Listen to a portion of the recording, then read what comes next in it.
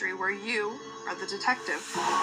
Solve the mystery, find the killer, and win the game.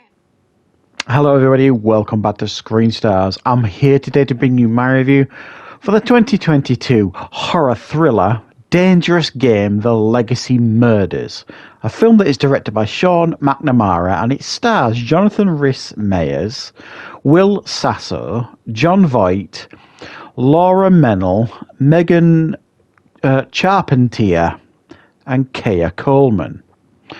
Right, the film focuses on a family. Now, essentially, the matriarch of this family is Jon Voight, Ellison Betts, who was removed from power some years previously by his son, played by Jonathan Rhys Meyers.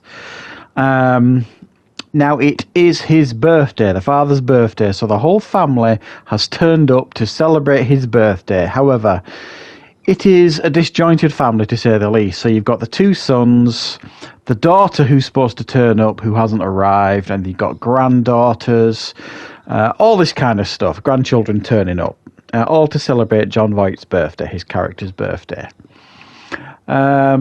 Whilst there celebrating the birthday, even though things were very, very frosty between everybody, there is a surprise package turns up.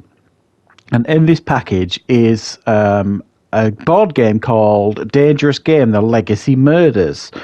And essentially, it instructs everybody to take part in this game and essentially find the connection between a series of murders and the family in order for them to get out alive. Initially, it seemed like harmless fun, but it soon turns out to be anything but. And every single person within this household's life is at risk if they refuse to participate. Right. What are my thoughts on Dangerous Game: The Legacy Murders?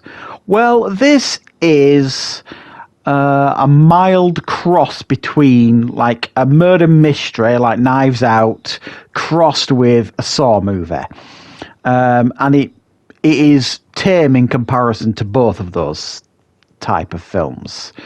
Imagine a murder mystery without a Poirot type character or a Sherlock Holmes or whoever to solve the mystery.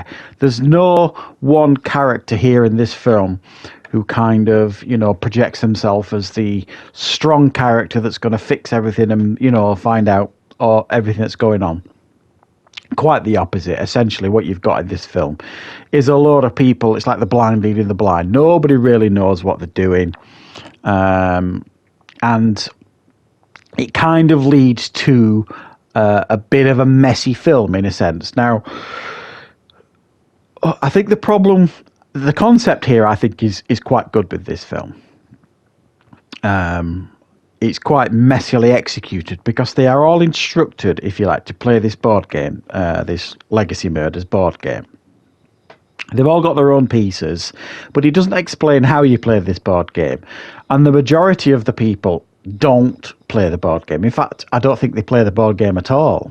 The idea is you play this board game and solve a series of clues, and you will find this connection between, like as I said, a series of murders and the family legacy. But you never actually see them doing anything to play this board game. They just occasionally, when the film requires it, they uncover some kind of clue or plot device or something that projects the film forward. But they never actually, like Jumanji style, sit down and play the board game. So it seems like a bit of a useless plot device, to be honest. And then there is a reveal that takes place in the film that ties this family to a historical series of murders and a serial killer. And I'm not going to spoil and say how, but it doesn't adequately explain why they are all being put in the situation that they're in. I don't think, anyway.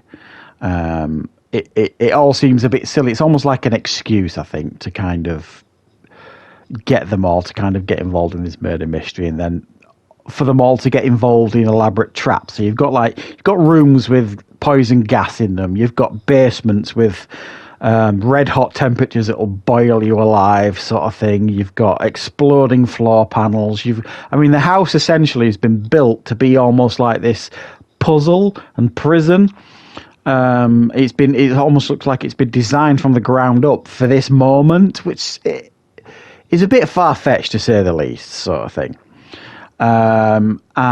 So what you get here is a film that it's one of those films that if you pull on the threads, it all kind of falls apart. But it is actually propped up with some pretty solid performances, because what you've got on board here is a series of, recognizable actors who all kind of deliver here. You've got Rhys Meyers, who's like the head of the family now since he took over the family business from his father. And he knows something about the family and his father that he's not revealing, sort of thing. You've got Will Sasso playing his brother, and you've got Jon Voight playing like the matriarch, as I've said, the matriarch of the family. And so everybody here is delivering and giving good performances. So it is quite captivating to watch, and it does keep going at a nice steady pace. And occasionally you get a fairly graphic scene of things exploding and body parts getting soldered and, other body parts getting burnt and, people putting their hands in bodies to retrieve puzzle pieces and whistles and all this kind of stuff. So it kind of experiments with the whole formula of a murder mystery and a Saw film. But if you actually go into that thinking you're going to get either, you're going to be disappointed, because it's not particularly graphic, even though it's fairly graphic, I suppose, in regards to the violence and some of the violent scenes in the film.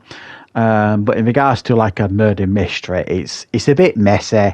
Doesn't make an awful lot of sense, and it kind of raises more questions than it answers by the end. Because usually with a good murder mystery film, like I say, you've got a Poirot or a Columbo or some famous detective kind of explaining everything, giving this end exposition so that the audience member leaves understanding everything. You don't get that really here. You get some clumsy exposition at the end that's supposed to kind of makes sense, but it doesn't really. I didn't find anyway. So it's a fairly messy film, but it's certainly watchable, and I think the performances certainly make it watchable, and there's strong production values. So that's why I've given it a 5 out of 10. So I hope you enjoyed this review. I hope you found it useful. Of course, I will be back with plenty more reviews and content on the channel very, very soon.